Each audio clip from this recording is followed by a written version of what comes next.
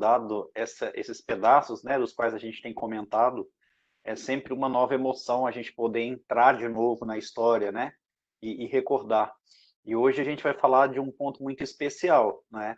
A gente já havia citado nas duas últimas reuniões nas três últimas, aliás, fenômenos mediúnicos mais ostensivos na vida de Paulo, desde as vozes que ele ouvia, a voz de Estevão, né, o seu guia espiritual, até mesmo o ponto de operar processos de desobsessão em praça pública, em Filipos, em contribuir com uma mediunidade de efeito físico também, que fez-se de fato e literalmente estremecer as celas, né, daquele presídio em Filipos, mas a gente vendo que tudo isso era consequência da compaixão de Paulo, da fé fervorosa dele, da forma que ele enxergava, por exemplo, os presidiários, e aí a gente percebe tanta coisa linda, né, se passando na vida dele, na vida daqueles irmãos que comunhavam com ele dos mesmos ideais. E hoje a gente vai estar falando que, para mim, é uma das partes mais emocionantes. Acho que quase toda semana eu falo isso. Olha, uma das partes mais emocionantes, um dos pedacinhos mais lindos do livro, porque realmente tem alguns momentos que são especiais, né? E eu digo porque eu sempre senti uma emoção muito grande quando se fala em Corinto, desde o início da obra, né? Que é a cidade natal de Jesiel e Abigail. A gente tem aquela ligação à cidade, talvez pelas tradições nossas religiosas, em ouvir falar sobre as famosas cartas de Paulo a Corinto, né? A primeira e segunda epístola. Inclusive, não sei se vocês já ouviram falar, mas aquela carta que Paulo escreve aos Coríntios, a primeira, no capítulo 13, que é quando ele fala sobre o amor, é o trecho do livro, de livros, mais lido no mundo inteiro. Capítulo 13 da primeira carta de Paulo aos Coríntios. Não há nenhum trecho, nenhum pedaço de livro que tenha sido mais lido, e, consequentemente, o trecho mais lido da Bíblia também, como Coríntios 13, né? Que são as definições que Paulo faz de amor para essa igreja.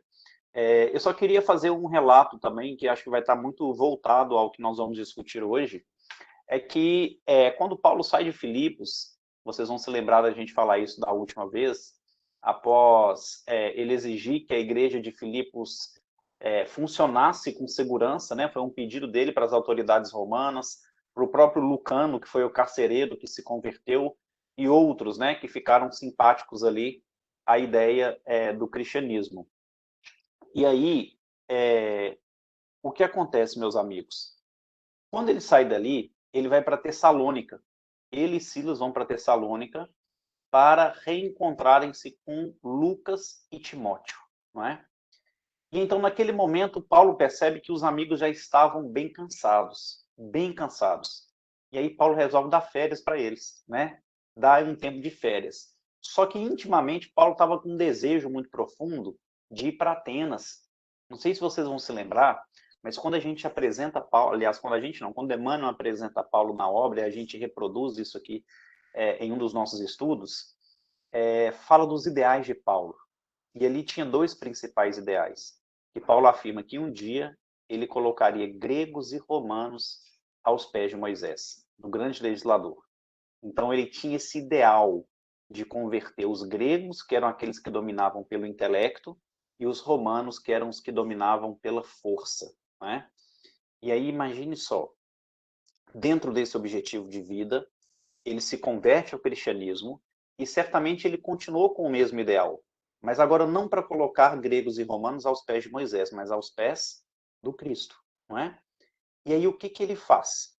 Tessalônica, a cidade que ele está ali e reencontra os amigos, ficava perto de Atenas e perto também de Corinto, por sua vez, que era onde Paulo queria chegar no final das contas. Mas ele dispensa todo mundo e vai sozinho para Atenas. Vejam que interessante, eles vão sozinhos para Atenas. E aí eu gostaria de fazer uma pergunta para vocês, queria que vocês participassem, né? O que que vocês acham de interessante, né, de intrigante nessa atitude de Paulo? Não é? O que que ele fez diferente das outras vezes? O que que vocês acham?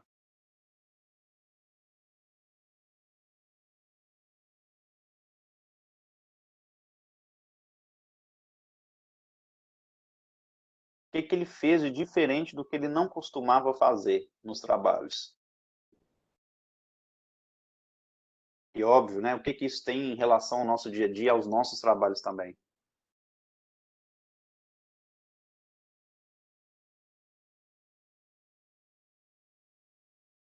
Ninguém, pessoal? Então vamos lá. Na verdade, aqui, Paulo, pela primeira vez, foi numa cidade sozinho, nas viagens missionárias. Pela primeira vez, ele não contou detalhadamente para os amigos sobre os seus planos, e aí ele encarou sozinho uma cidade. E agora eu vou fazer uma pergunta, espero que vocês participem. O que vocês acreditam que aconteceu com Paulo quando ele foi sozinho em Atenas? Ele apanhou mais? Ele foi preso? O que vocês acham?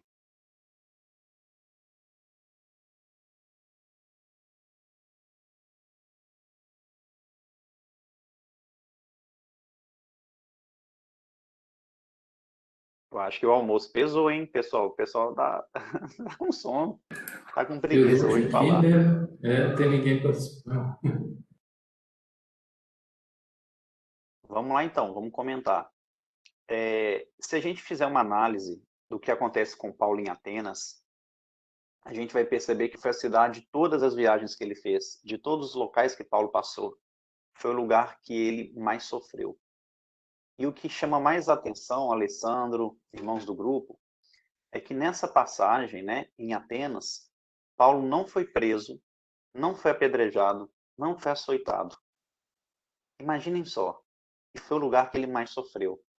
Ele não sofreu nenhuma perseguição física, mas se a gente pegar aqui as informações que Emmanuel traz do estado de espírito de Paulo em Atenas, a gente vai perceber que Paulo entrou num processo de depressão, de melancolia, de angústia profunda, né? Foi um dos choros mais compulsivos que Paulo teve ao longo da vida, né? Mas um choro com uma tristeza sem igual, uma tristeza sem igual.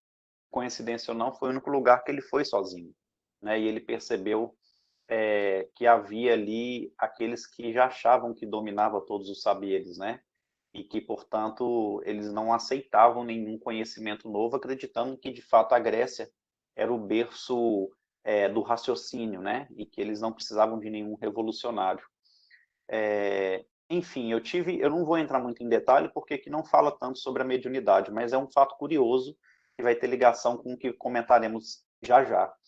E eu tive a oportunidade, meus amigos, de estar no local que Paulo fez as pregações, no Areópago, em Atenas, mas a minha maior emoção foi quando eu pude estar em Corinto, né? Onde também Paulo tem uma passagem memorável. E a emoção é muito grande, né? De lembrar todos esses fatos, estar no local, falando da energia em si, né? A energia de Corinto. Eu tive a oportunidade de fazer uma palestra no porto de Sancreia, que é o porto que Paulo chega. E como que ele vai a Corinto? Ele, muito triste, muito para baixo, muito depressivo em Atenas, ele recebe a visita de Timóteo.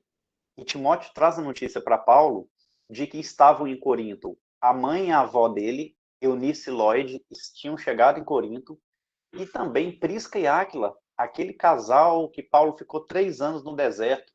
E aí, quando Paulo soube desses 4 amigos em Corinto, além de Lucas, de Silas, ele recobra o ânimo e vence uma caminhada de 60 quilômetros, de Atenas a Corinto, e chega no porto de Sancreia. E eu tive uma emoção muito grande nesse porto, que era onde estava morando numa casinha bem simples, a mãe e a avó de Timóteo, junto com Timóteo, porque ali a gente pôde fazer uma palestra, não sobre Estevão e as bem-aventuranças naquele local. Então, de fato, foi uma emoção muito grande a gente rememorar também todas essas passagens, né? E o que me chama a atenção é que com a chegada de Paulo lá, ao lado desses amigos, ele reestabelece o ânimo. Então, o que é a amizade na vida da gente, né?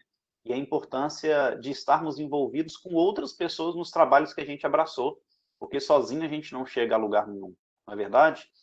E como costume, toda cidade que Paulo chegava, ele procurava saber as reuniões nas sinagogas, quando aconteciam, qual era o horário daquelas reuniões, e ali, por muitos sábados sequentes, ele foi à sinagoga pregar, né?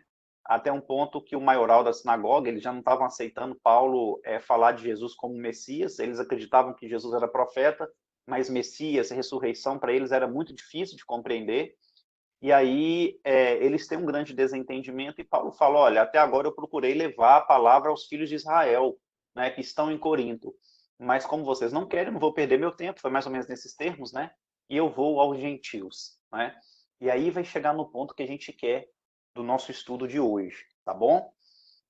Porque quando ele fala e tem esse discurso na sinagoga ao longo das semanas, ele acaba fazendo muitas amizades. E apesar de ter aqueles que perseguiam, que não eram adeptos ao cristianismo, tinham muitos que se convertiam. E aí um desses que se converteu foi um romano muito generoso e que ajudou Paulo assim de uma maneira extraordinária, chamado Tito Justo.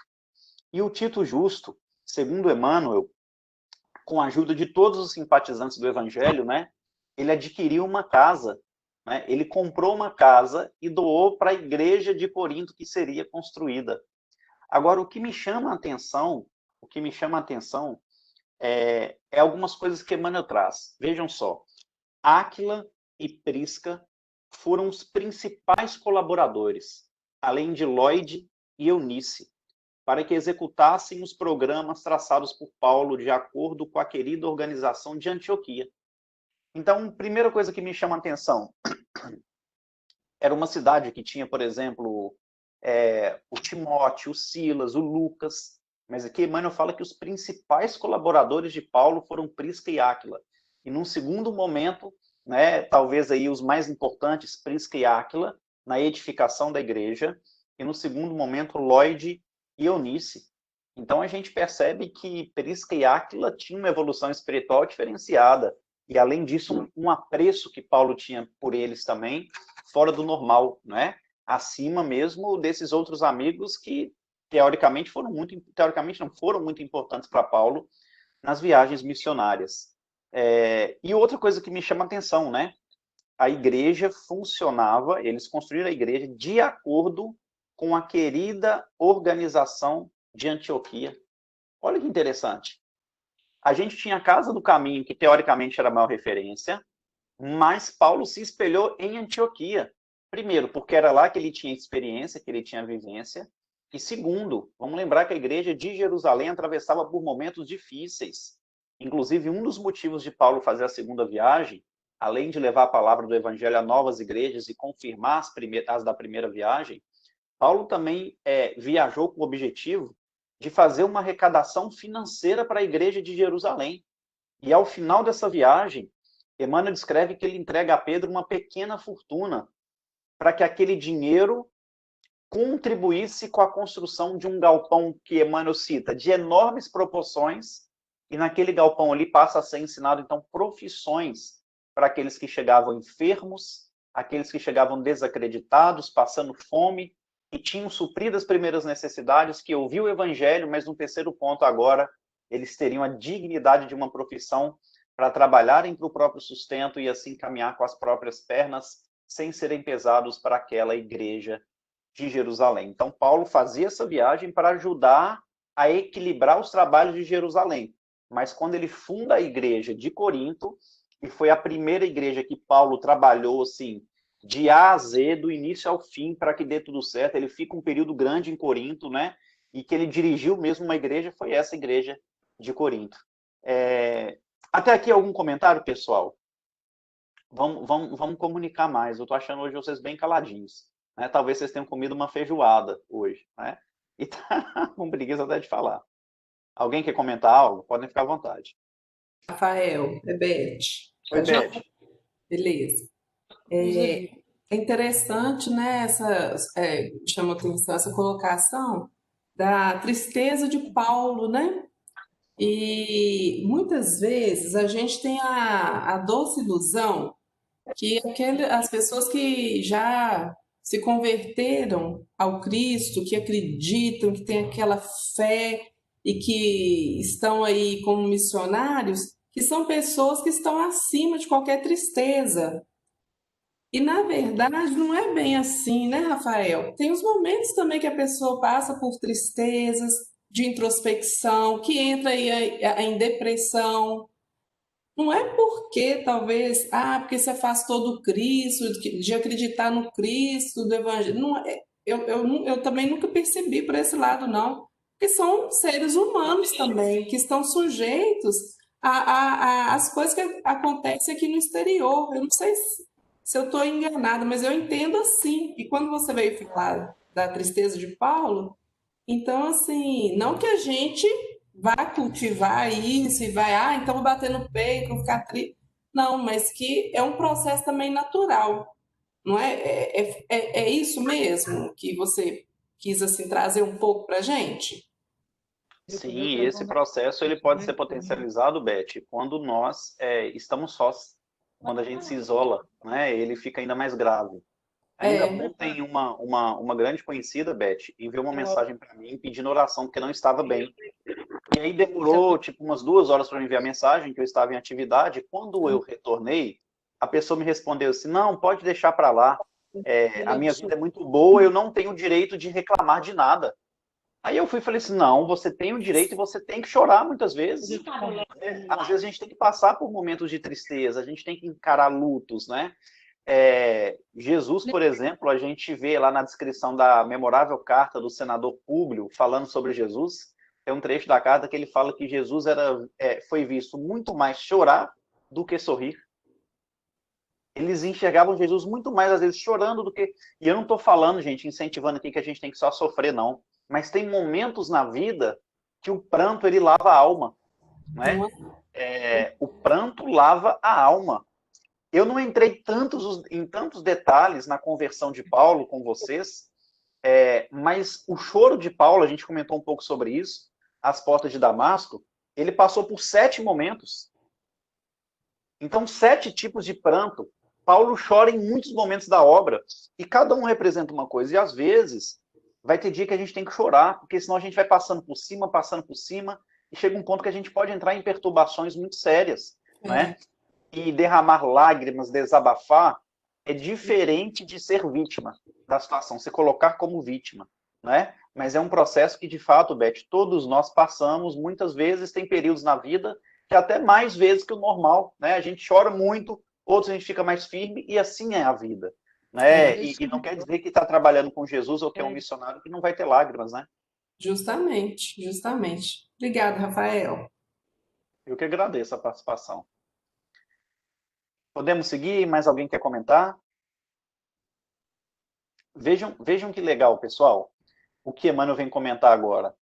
A igreja de Corinto começou, então, a produzir os frutos mais ricos de espiritualidade.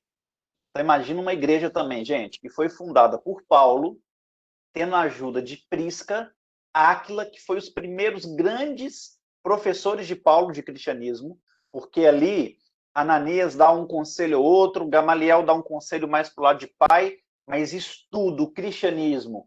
Quem foi os 2 primeiros mestres de Paulo foi Prisca e Áquila naqueles 3 anos do deserto, né? E além disso, Eunice e Lloyd, né? Que eram ali avós de Timóteo e mãe. Além do próprio Timóteo, de Lucas, essa turma estava toda em Corinto, contribuindo com aquele primeiro movimento. Então, a igreja, ela de fato deveria estar produzindo muitos frutos de espiritualidade. Normalmente, os problemas aconteciam quando Paulo saía, e aí ficava nas mãos dos coríntios, por exemplo. Né? Vinham dificuldades, e aí Paulo ia orientando, como já estava acontecendo com muitas igrejas que Paulo tinha fundado, e a gente vai ler isso daqui a pouquinho.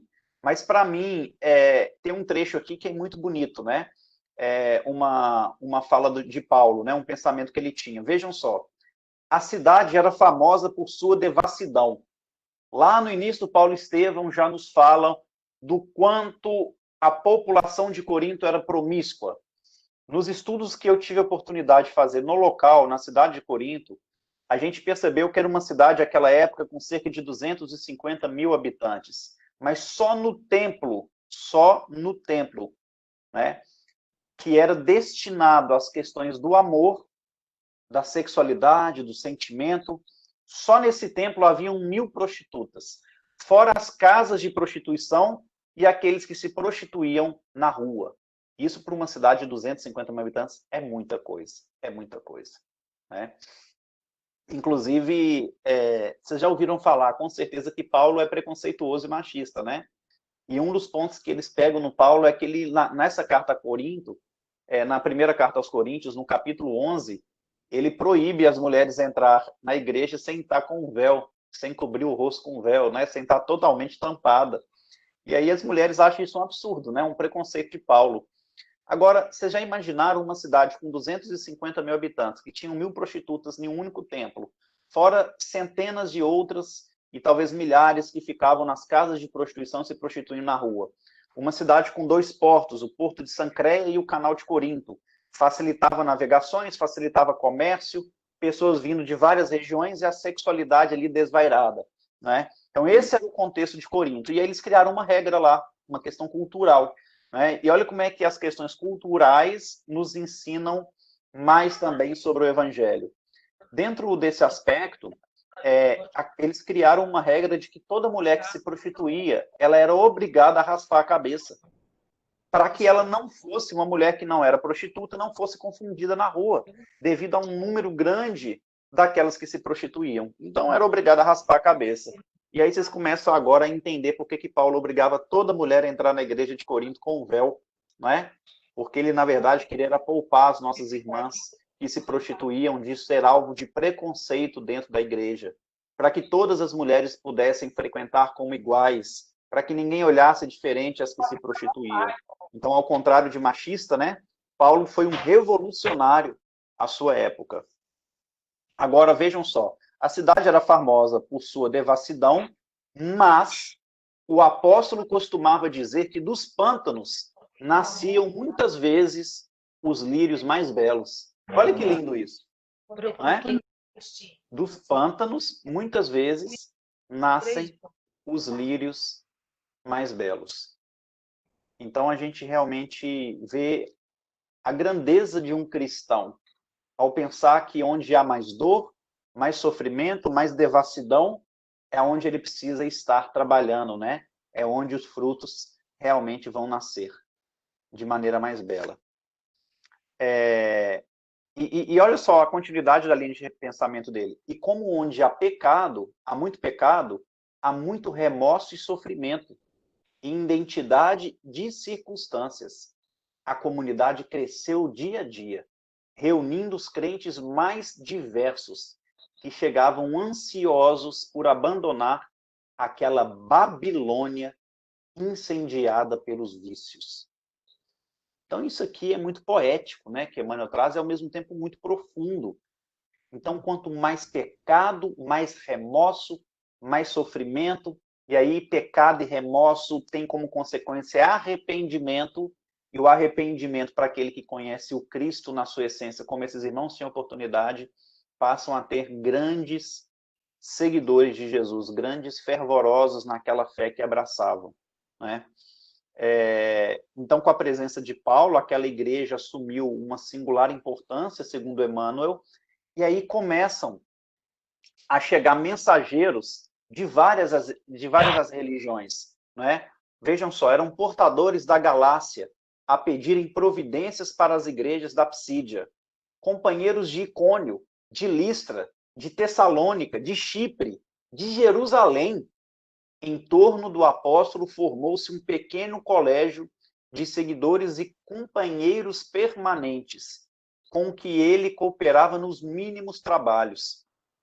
Então, Paulo passou a ser, nessa época, uma grande referência, ao ponto de até pessoas vindas de Jerusalém, da Casa do Caminho, estar procurando Paulo para pedir não só orientação a ele, mas exigir a presença física de Paulo, que queriam que ele estivesse no local para resolver os diversos problemas daquelas igrejas, em maior parte, que foram fundadas por Paulo.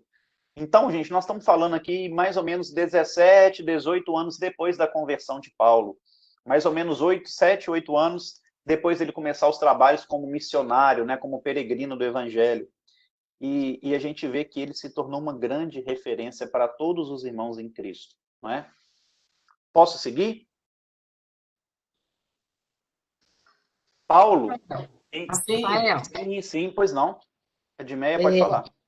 eu entrei já atrasada aqui, que eu estava no telefonema e peguei o barco andando, mas eu peguei nessa fase aí, nesse pedacinho aí dos amigos dele, Áquila, Prisca, né, o pessoal do Timóteo, e aí eu vi Beth entrando falando dessa tristeza aí do Timóteo, e realmente, né, assim, eu queria só voltar nessa questão da importância em qualquer trabalho da amizade, né? Da amizade. Porque a gente, por exemplo, a gente vê Chico, né? No princípio, para ele fundar o Luiz Gonzaga, com a ajuda de quem? De amigos, de pessoas que foram envolvendo com o trabalho, e assim ele toda a tarefa. Então, assim, tem momentos, né? Não estou querendo dizer com isso que nós já somos os convertidos, como o Paulo foi, mas a gente está caminhando, né? Mas, assim, então, se a gente. Eu estou falando isso porque foi um tema dos cultos no lar aqui em casa essa semana, com a mensagem mais ou menos assim. Então, das tribulações nós vamos ter mesmo na vida. Mas, e choro vai sim, né? Muitas vezes, Beck sabe o que eu estou falando aqui, mas amizade, esses amigos que nos cercam, e que isso é obra de Deus, né? Por misericórdia de Deus, ele vai colocando assim como um tabuleiro de xadrez à nossa volta, amigos responsáveis por essa ou aquela tarefa. Então, às vezes a gente engana achando que a gente fez tudo, né? Que a gente fez tudo. Mas tem aquele assim que foi importante para abrir aquele caminho, como o outro foi importante para achar o lote para fazer, né? O terreno para fazer a igreja. E daí por diante, né? É muito interessante isso. Perfeito, Edmeia. Existe lá no YouTube, no meu canal, uma palestra chamada Amizade em Paulo Estevam, que eu fiz junto com o Altino Majeste, que é um amigo, para mim é o cara que mais entende os romances de Emmanuel, ele entende muito, ele mora em Londres, inclusive essa viagem que a gente fez, tanto a Éfeso, como a Atenas, como a Corinto, para pesquisar, né, ele esteve junto conosco, ele coordena o grupo chamado Amigos de Paulo, né, é um grupo de brasileiros que moram na Europa e que dedicam-se a essas pesquisas, né, e a gente fez uma palestra só falando dessas amizades na vida de Paulo e trazendo para o dia a dia de Meia, o tanto que elas são importantes, né. E ontem, eu vou até depois ver o link e compartilhar, eu tive, por coincidência, a oportunidade de falar para um grupo de São Paulo, no Zoom, mas eles gravaram a reunião e vão postar, depois eu mando o link para o Alessandro compartilhar para o pessoal, que foram as amizades que são discretas na obra Paulo Estevam. Porque às vezes também, Edmeia, a ajuda que a gente precisa para resolver qualquer problema, ou para nos dar força, né? Para a gente conseguir vencer problema, vem da onde a gente menos espera. Então, na palestra de ontem, por exemplo, enquanto com o Altino a gente falou sobre a amizade de Ananias, de Gamaliel, de Lucas, de Timóteo, de Barnabé, dessas personalidades mais conhecidas, a de ontem eu tentei trazer os amigos mais simples do ponto de vista que passam com descrição na obra, né? Como, por exemplo, Samônio, como Ibrahim, Eustáquio, Onesíforo, Febe, Lídia, que foram pessoas, e eu vou contando a importância delas na história da história do cristianismo e na vida de Paulo, né? Muitos ali, a maioria deles sendo hospedeiros, recebendo Paulo na casa deles. E a gente vê, de fato, o tanto que a amizade é fundamental e o tanto que a gente percebe isso no sofrimento, né? Quando, da onde a gente menos espera, chega esses verdadeiros amigos, né? E nos estende a mão para a gente sair do fundo do poço, muitas vezes. Então, de fato, é importantíssimo. E eu só trouxe essa reflexão, Admeia, porque Paulo, você não tinha chegado ainda, antes dele ir para Corinto, ele foi para uma primeira cidade sozinho. Ele nunca tinha ido para lugar nenhum sozinho, ele foi para Atenas, que foi onde ele mais sofreu. Ele ficou angustiado, ele ficou depressivo, né? E ele recobra o ânimo em Corinto ao lado de tantos amigos. E a gente vai ver uma postura dele aqui daqui a pouco que nos emociona, tá? Podemos seguir? Vamos embora. Vamos lá, então. Então o pessoal começava a procurar Paulo, ele era referência. Mas veja só, enquanto muita gente, nossa, que legal, Paulo virou uma referência, ele começou a ficar preocupado. Vejam só o que Emmanuel nos fala. Paulo, entretanto, preocupava-se intensamente. Os assuntos eram tão urgentes quão variados. Não podia olvidar o trabalho de sua manutenção. Assumira compromissos pesados com os irmãos de Corinto. devia estar atento à colheita destinada a Jerusalém. Então ele assumiu responsabilidades em Corinto. Ele não podia esquecer da colheita financeira para Jerusalém, que é os que eu citei anteriormente. Não podia desprezar as comunidades anteriormente fundadas. E ele também não podia desprezar as igrejas que ele tinha fundado. Ele tinha que dar algum tipo de resposta para aquelas pessoas. Mas o pessoal queria Paulo fisicamente, não é? Aos poucos, compreendeu que não bastava enviar emissários. Os pedidos choviam de todos os sítios por onde perambulava, levando as alviçaras da Boa Nova. Os irmãos, carinhosos e confiantes, contavam com a sua sinceridade e dedicação, compelindo-o a lutar intensamente. Sentindo-se incapaz de atender a todas as necessidades ao mesmo tempo, o abnegado discípulo do Evangelho, valendo-se um dia do silêncio da noite, quando a igreja encontrava deserta, rogou a Jesus, com lágrima nos olhos, não lhe faltasse com os socorros necessários no cumprimento integral da tarefa.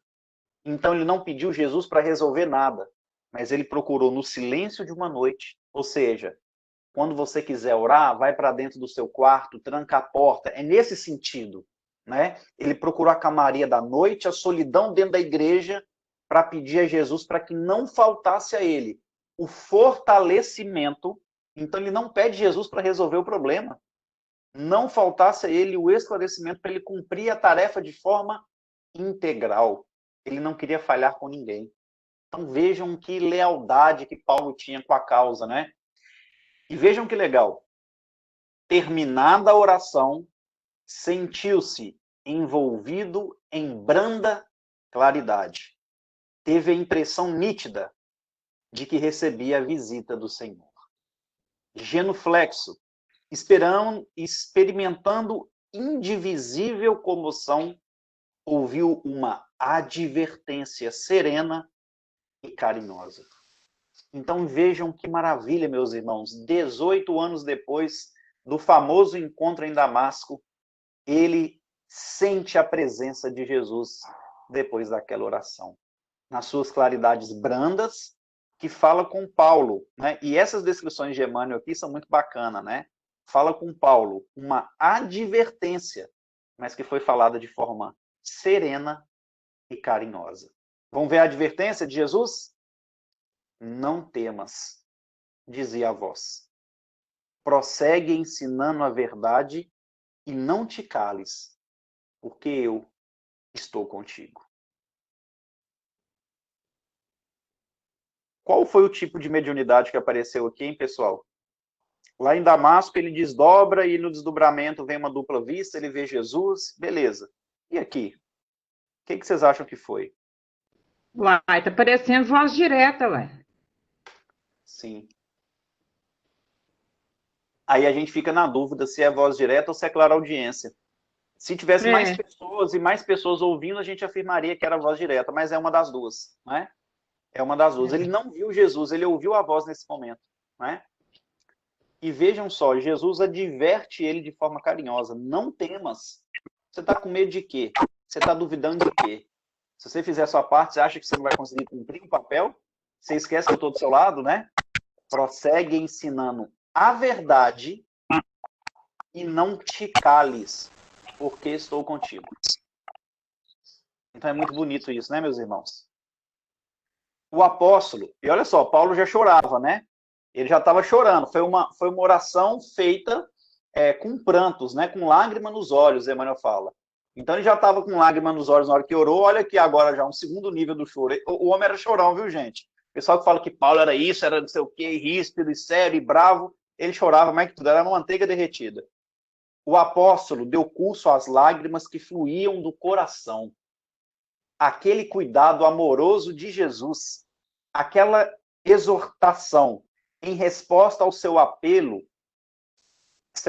penetravam-lhe na alma em ondas cariciosas. A alegria do momento dava para compensar todas as dores e padecimentos do caminho. A alegria daquele momento compensava todas as dores e padecimentos do caminho. Desejoso de aproveitar a sagrada inspiração do momento que fugia, então ele sabia que aquilo ali, ó, Jesus não ia ficar por conta, não. Assim como os espíritos de luz também. Quando vem os espíritos bons que vêm nos ajudar, o papo é rápido, né? É uma outra coisa, assim, cirurgicamente, que eles falam e tem que fazer, tem muito trabalho. E aí Paulo tem essa percepção, né? Desejoso de aproveitar a sagrada inspiração do momento que fugia, pensou nas dificuldades para atender às várias igrejas fraternas. Tanto bastou para que a voz dulcíssima continuasse. Então ele pensa nas igrejas, não, tudo bem, é para mim continuar pregando, falando a verdade, Jesus está comigo, mas e o problema das igrejas? Que todos querem que eu esteja fisicamente presente para poder assisti-los. Como é que eu vou fazer? Não é? Vejam só, Jesus agora vai dar uma orientação mais demorada. Olha que lindo, meus amigos. Não te atormentes com as necessidades do serviço. É natural que não possas assistir. Eu acho que deu alguma falha no áudio aqui. Vamos lá. Não te atormentes com as necessidades do serviço. É natural que não possas assistir pessoalmente a todos ao mesmo tempo, mas é possível a todos satisfazeres simultaneamente pelos poderes do Espírito. O que seria essa assistência pelos poderes do Espírito? Não é? Olha só o que Emmanuel comenta depois dessa fala de Jesus. Ó, Jesus fala com ele, você não pode estar presente em todo lugar, mas você pode atender a todos com os poderes do Espírito. Olha o que Emmanuel comenta. Paulo procurou atinar com o sentido justo da frase, mas teve dificuldade íntima de consegui-lo. Então, Paulo não conseguiu intimamente entender o sentido profundo da exortação de Jesus. Não é? Entretanto, a voz prosseguia com brandura. E aí Jesus vai entrar em detalhes, não é? O que é usar os poderes do Espírito? Vejam só. Poderás resolver o problema escrevendo a todos os irmãos em meu nome. Você vai escrever a todos os irmãos em meu nome. Jesus autorizava Paulo a escrever em nome dele.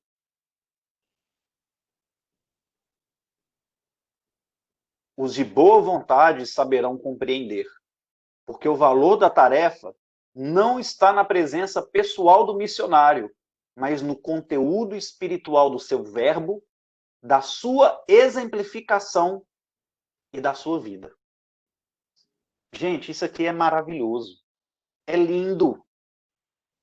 E até casa com o momento que a gente está passando em que as reuniões são através da tecnologia.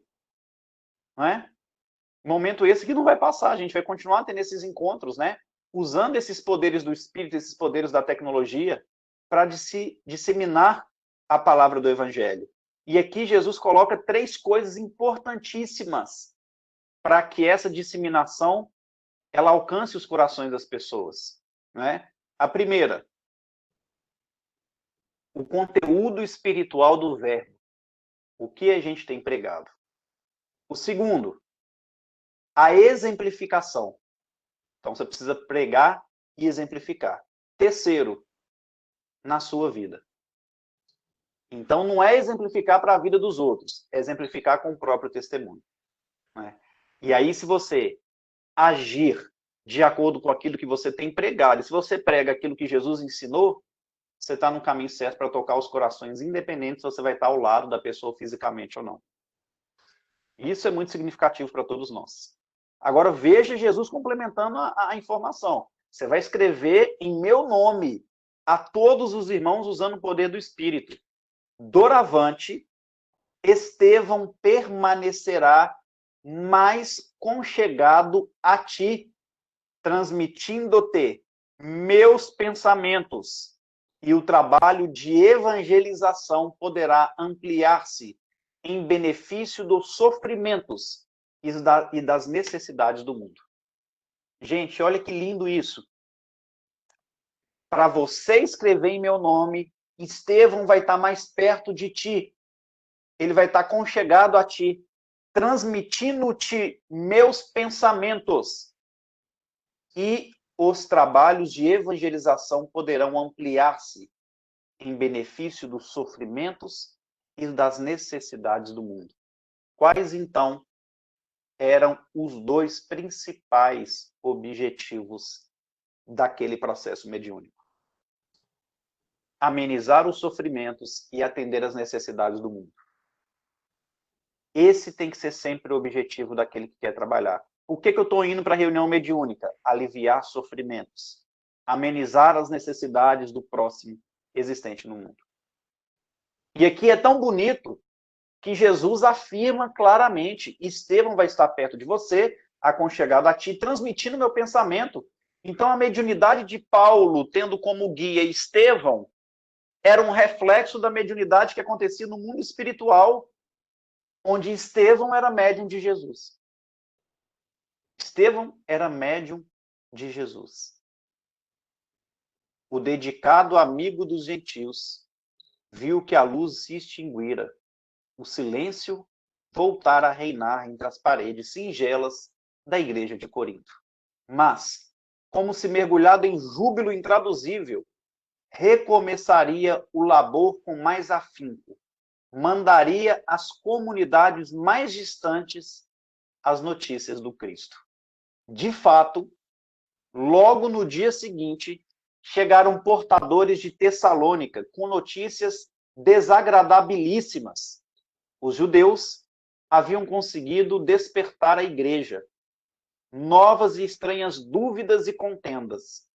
Timóteo corroborava com observações pessoais.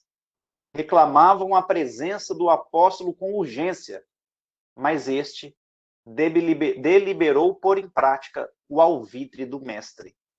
E, recordando que Jesus lhe prometera associar-se a Estevão esta divina tarefa, julgou não dever atuar por si só e chamou Timóteo e Silas para redigir a primeira de suas famosas epístolas.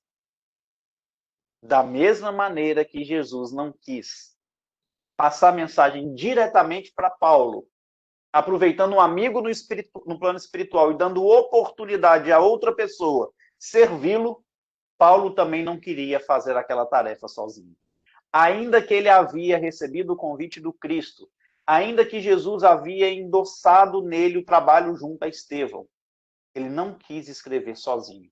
E aproveitando a necessidade da igreja de Tessalônica que o procurava, ele chama Timóteo e Silas para escreverem juntos a primeira carta, que em verdade, meus amigos, eram psicografias que vinham do plano mais alto da vida de Jesus, intermediadas pelo médium do Cristo, Estevão, que certamente aproveitava essa aptidão mediúnica de Paulo, do desdobramento, mas também da clara audiência, para que a partir das interpretações de Paulo, ele passasse essas interpretações a Timóteo, a Silas e tantos outros colaboradores, para que o auxiliasse nas escritas. E vejam o que nós temos de informação abaixo. Assim começou o movimento dessas cartas imortais. Assim começou o movimento dessas cartas imortais, cuja essência espiritual provinha da esfera do Cristo, por intermédio da contribuição amorosa de Estevão, companheiro abnegado e fiel daquele que se havia arvorado na mocidade em primeiro perseguidor do cristianismo. Percebendo o elevado espírito de cooperação de todas as obras divinas, Paulo nunca procurava escrever só. Paulo nunca procurava escrever só. Buscava cercar-se, no momento, dos companheiros mais dignos. Socorria-se de suas inspirações, consciente de que o mensageiro de Jesus, quando não encontrasse no seu tono sentimental as possibilidades precisas para transmitir os desejos do Senhor, teria nos amigos um instrumento adequado. nem sempre estamos preparados para receber a mensagem. Nem sempre nós vamos ter a inspiração. Nem todos os dias a gente vai receber uma entidade, uma psicografia. E nesses dias a gente precisa contar com esses amigos. Porque eu não sou o dono do lápis. Eu não sou o dono da psicofonia. Eu não sou o dono da mensagem. E como a Edmeia e a Beth falou muito bem, tem dia que a gente vai estar mal. Tem dia que a gente não vai estar bem. Por isso que nós precisamos dos amigos. Por isso que nós precisamos uns dos outros. Né? Se você perceber, Paulo, nesse instante, ele dá início. Aliás, ele dá sequência à primeira reunião mediúnica que houve na Terra, que foi a Transfiguração. Mas aqui Paulo vai organizar o processo nas igrejas cristãs. Não é? Fundando ali o início desses trabalhos. Sim, pois não. Ana Paula. Oi, Ana. Bem? Tudo jóia, minha querida. Eu fiquei prestando atenção aqui da humildade de Paulo também, de colocar, não colocar assim que eu sei tudo, né? Só eu que sei. Mas de estar dando tarefa para os amigos aí, que eram os mais presentes na vida dele, né? Assim, que estava trabalho ali junto com ele, estava dando oportunidade para eles se sentirem também parte e útil, né, nesse processo. Porque senão ele estaria trabalhando sozinho, só eu que sei, só eu que tenho a palavra, só eu que dou a última palavra também. Não, ele chamava os outros, vem cá, vão participar junto. Né? Então, isso faz a diferença também de poder ser amigo. Que às vezes a gente tem amigo, mas só a gente que sabe. Então, a gente não usa da humildade de ver que o outro também tem capacidade. Perfeito, perfeito, minha amiga. Mais alguém queria comentar? Porque a humildade, né, ela é sempre a primeira marca do cristão. E Paulo não podia perder a humildade só porque Jesus chegou e falou assim, olha, vou colocar Estevão aí para expressar meu pensamento, você está autorizado a falar em meu nome. Você já tem o exemplo da própria vida, né? A sua exemplificação tem falado por si. Paulo não se orgulhou com isso, pelo contrário. Ele percebeu que Jesus nunca fazia nada sozinho. Né? Então, isso realmente é humildade que você muito bem colocou, Ana. Podemos seguir? Mais alguém quer comentar? Temos aqui 2 pedacinhos muito importantes para a gente tentar falar hoje ainda. Vamos lá para o primeiro. Que já foi... Sim, pois não? Rafael. Alguém gostaria de falar? Sou eu, Rafael. Marta. Oi, Marta, minha querida. Voltando um pouquinho, eu só queria essa humildade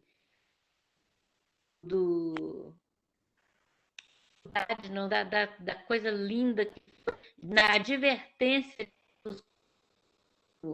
com respeito, importante. Também, você vai advertir, tenha Jesus no corpo, né? Olha, eu queria até compartilhar com vocês uma coisa, né? Na semana passada eu tive uma reunião com uma pessoa que me ajuda na venda dos livros nossos aqui, né? Na APAC e tal, a Elisa. E a Elisa, ela me comentou uma coisa que me chamou muita atenção. Inclusive, ela citou uns 3 nomes. Um dos nomes que ela citou foi a Ana, que está aqui no grupo. Ela falou assim, Rafael, tem pessoas que são tão simpáticas comigo, mas tão simpáticas, que ela que resolve tudo da venda dos livros, tal. Ela citou, tem uma que chama Ana lá de Pedro Leopoldo, que é um amor de pessoa, não é? É um doce. Aí citou uma outra aqui de Recife, uma que é inclusive de Sete Lagoas e tal.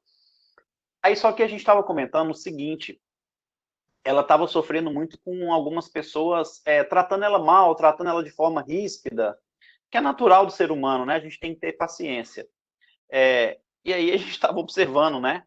Como que as pessoas são. Às vezes, por ser Elisa, eles tratam de um jeito. Quando vai conversar com o Rafael, trata de outro, né? Eu até brinquei, falei assim, a Ana, então ela não que ela me trate mal, a Ana me trata super bem, mas ela criou um vínculo a Elisa criou um vínculo com a Ana, que ela falou comigo assim, essa moça de Pedro Leopoldo é bacana demais, ela é muito legal e tal. Eu falei assim, nem comigo ele é tão bacana assim, né? Brinquei e tal. Mas a gente estava conversando sobre isso justamente porque às vezes as pessoas não conseguem falar com a brandura de Jesus, não é? E às vezes a gente vai criando cascas, né? Criando máscaras. Não, eu vou falar com o Rafael, que é palestrante, eu vou falar com mais jeitinho, mas eu vou falar com a outra pessoa, eu vou ser mais ríspida, eu vou falar. Então, e eu tô falando isso porque teve pessoas que chegaram a humilhar a menina, entendeu? Ligaram para ela e falaram coisas absurdas. Porque, por exemplo, às vezes você vai criar um link para a pessoa efetuar um pagamento de uma compra do livro e o link dá erro, dá algum probleminha, né? Coisas que são naturais, né? E na vida da gente, coisas pequenas, na verdade, meus irmãos, que as pessoas perdem a brandura, né? Então, o Cristo, mesmo quando era para falar uma coisa séria, ele colocava ali com um carinho tão grande, mas tão grande, que nos impressiona realmente, Marta. E eu me lembrei disso, eu lembrei da conversa que eu tive, viu, Ana? Inclusive, te agradecer pelo carinho que você tem com a Elisa. Ela comentou comigo. Mas vamos lá, vamos em frente. Desde então, as cartas amadas e célebres, tesouro de vibração de um mundo superior. Gente, as cartas eram um tesouro de vibração de um mundo superior. São as vibrações da esfera crística. E aí uma pergunta eu faço, será que a gente tem estudado essas cartas? É da autoria de Jesus, intermediadas por Pedro, recebida por Paulo e por aqueles amigos, e às vezes a gente nem lembra de estudá-las, né? São cartas de Jesus para a humanidade. Então, desde então, essas cartas amadas e célebres, tesouro de vibração de um mundo superior, eram copiadas e sentidas em toda parte. Então, o Evangelho é um livro que a gente não pode só ler e estudar, a gente tem que sentir também. Elas eram copiadas e sentidas em toda parte. E Paulo continuou a escrever sempre, ignorando, contudo, que aqueles documentos sublimes, escritos muitas vezes em hora de angústias extremas, não se destinavam a uma igreja particular, mas à cristandade universal. As epístolas lograram êxito rápido. Os irmãos as disputavam nos rincões mais humildes, por seu conteúdo de consolações. E o próprio Simão Pedro, recebendo as primeiras cópias em Jerusalém, reuniu a comunidade e, lendo-as comovido, declarou que as cartas do convertido de Damasco deviam ser interpretadas como cartas do Cristo aos discípulos e seguidores, afirmando ainda que elas assinalavam um novo período luminoso na história do Evangelho. Pedro era a autoridade máxima do cristianismo. Ele reúne a comunidade de Jerusalém e afirma para todos que eles deveriam entender que as cartas de Paulo eram de autoria de Jesus, eram rogativas do próprio Cristo a todos os seus seguidores. A autoridade moral de Pedro, como grande líder, assume diante de todos que aquelas cartas eram de Jesus. E Paulo certamente não conta aquele desdobramento para ninguém. Vejam que lindo isso, né? Altamente confortado, o ex-doutor da lei procurou enriquecer a igreja de Corinto de todas as experiências que trazia da instituição antioquiana. Os cristãos da cidade viviam em um oceano de júbilos indefiníveis. Então, Paulo estendia os trabalhos de Antioquia para a igreja de Corinto. E agora, para a gente finalizar, eu sei que já deu 3 horas, eu quero ler um parágrafo. Olha como é que o livro é rico. Um parágrafo que nos narra como era o funcionamento dessa igreja. Na verdade, a gente vai dar dica para a gente. Como que as instituições religiosas precisam funcionar se quiserem continuar e ser uma extensão desses primeiros tempos. E agora, antes de eu ler, eu queria só fazer um comentário. A gente entendendo o tanto que Emmanuel era um grande educador, o tanto que a didática dele era profunda, será que ele coloca que esse funcionamento da igreja, ele vem trazer alguns tópicos, né? Primeiro ele coloca os mais importantes ou os menos importantes? Todos são importantes. Essa é a primeira reflexão. No entanto, o que ele descreve primeiro é como se a gente estivesse construindo uma casa. A começar pela fundação, pelo alicerce, né, pelas bases, aí começa a levantar a parede, né, depois começa a rebocar, vem um telhado, vem um acabamentozinho. Mas a última coisa que a gente percebe, não é que ela é menos importante que a primeira, mas a gente precisa fortalecer a base, os alicerces, as paredes, para o telhado ficar seguro. Então, vamos ver aqui a descrição de Emmanuel, ponto a ponto, de como eram os trabalhos da igreja de Corinto, que era uma extensão da de Antioquia, e que esse ambiente espiritual e coletivo da igreja permitia receber essas cartas imortais. A igreja possuía o seu departamento de assistência aos que necessitavam de pão, vestuária e remédios. Então, olha o primeiro tópico. A igreja tinha um departamento de assistência social aos que precisavam de pão, vestuário e remédios. E tem gente que fala que saiu de moda matar a fome de quem está sofrendo, não é? Então, a gente vê que isso aí, é a fundação, é a base para aquele que quer trabalhar com a mediunidade. Segunda frase. Venerandas velhinhas revezavam-se na tarefa santa de atender aos mais desfavorecidos. Então, eles tinham um departamento que acolhia as pessoas que estavam com fome e tudo, e tinham um outro departamento que eram venerandas velhinhas, se revezavam na tarefa de atender esses mais necessitados. E quando você fala em atendimento, a gente entende também um acolhimento. Então, não só supria com pão, com a roupa, com remédio, mas também, certamente, aquelas senhoras ouviam as dores daqueles que batiam a porta da instituição. Não é? Vamos seguir. Diariamente, à noite, haviam reuniões para comentar uma passagem da vida do Cristo. Então, todo dia tinha que falar de Jesus. E as reuniões não era para falar do apóstolo, não era para falar, era para falar de Jesus. Então, a gente tem que perceber que as nossas reuniões espíritas, diárias ou semanais, precisam ter como objetivo principal falarmos de Jesus, à luz da doutrina espírita. Ponto e vírgula, ou seja, um novo trabalho, mas que era uma continuação deste. Em seguida, a pregação central, ou seja, depois da palestra, e ao movimento das manifestações de cada um. Então, depois da palestra, cada um comentava, tinha troca de ideias. Todos entravam em silêncio, a fim de ponderar o que recebiam por meio do profetismo, por meio da palestra. Então, fazia parte, e Emmanuel descreve como atividade, o silêncio que as pessoas faziam depois de ouvirem as orientações sobre Jesus. Teoricamente, esse é aquele momento que acaba a palestra, a pessoa espera para o passe.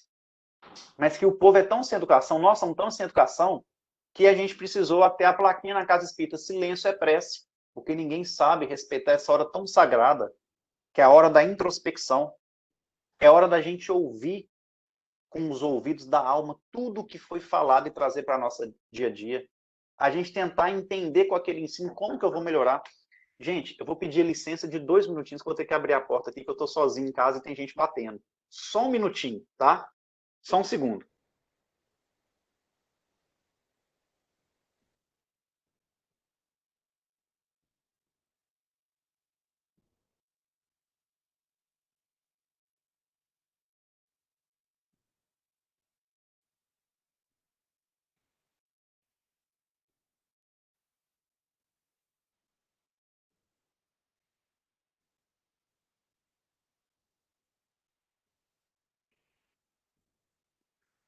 Opa, gente.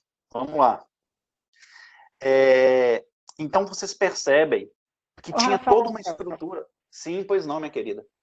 Nessa fala aí do silêncio, eu fiquei lembrando aqui, quando eu li há 2000 anos, quando Lívia, né? Lívia mais Ana ia para as catatumbas para escutar os que iam falar sobre o Evangelho, como que elas voltavam, né? Cheia de júbilo, felizes, assim, encantadas com o que tinham escutado. Acho que era assim um lava-alma, né? Um frescor, um no sentido assim, sou mais forte, consigo passar pelo que estou passando. E a Perfeito. situação de Lívia não era muito tranquila, né? Exatamente, eram os problemas sérios que ela tinha, né? Um ambiente familiar.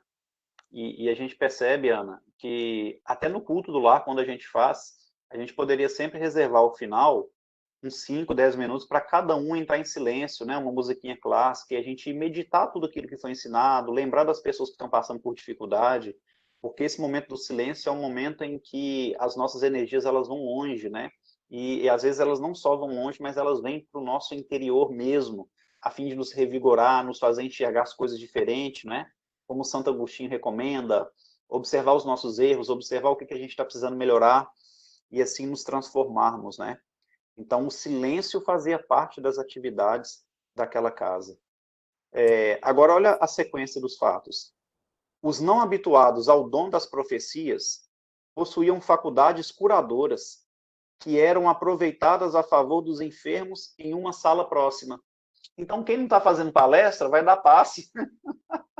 Vejam só, o magnetismo dessas pessoas eram aproveitadas, né, para favorecer os enfermos que chegavam. E aí, olha só como que Emmanuel finaliza, não é? O mediunismo evangelizado dos tempos modernos é o mesmo profetismo das igrejas apostólicas. Então, não é a mediunidade, é a mediunidade evangelizada que vai nos aproximar destes profetismos dos tempos apostólicos. Então, nessa descrição aqui, Emmanuel coloca como último ponto a explicação sobre a mediunidade, né? Que a mediunidade ela precisa estar evangelizada para se assemelhar a esses primeiros trabalhos no cristianismo primitivo. Rafael e Beth, nessas colocações aí, eu acho muito interessante, todas são muito importantes, a gente tem que refletir muito, né, nisso, porque a gente pode ocorrer aí em erros, né, em equívocos, vamos dizer assim, mas que me chama muita atenção é essa questão das velhinhas, né, das idosas, dos idosos. E a gente, quando era pequeno, pelo menos a minha geração, nós escutávamos muito os mais velhos, né? Os nossos avós, os nossos tios, a gente era criado assim, e com conselhos, não que eles não errassem, mas que eles traziam histórias de vida que muito nos acrescentava, muito nos acrescentou. E hoje a gente percebe assim um descaso, não de todos, né, gente? Nós não vamos generalizar aqui, mas há um descaso com a pessoa um pouco mais experiente, mais idosa. Não se tem aquela escuta mais.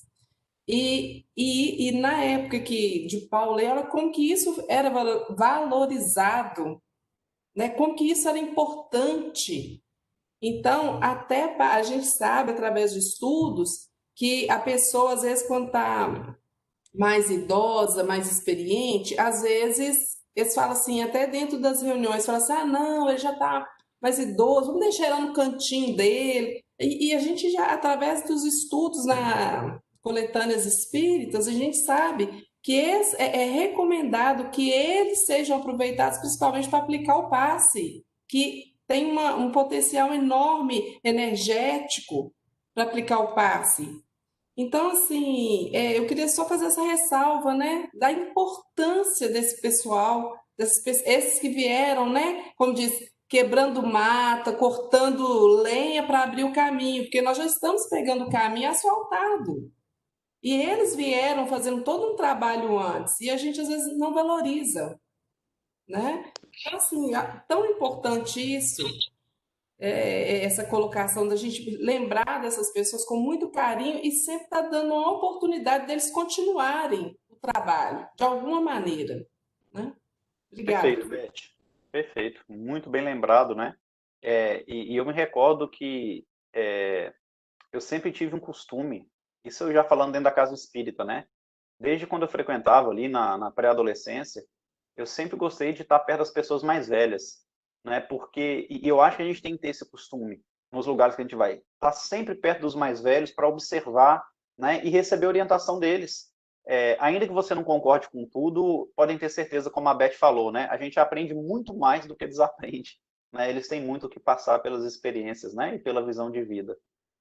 Mais alguém gostaria de comentar? Podem ficar à vontade.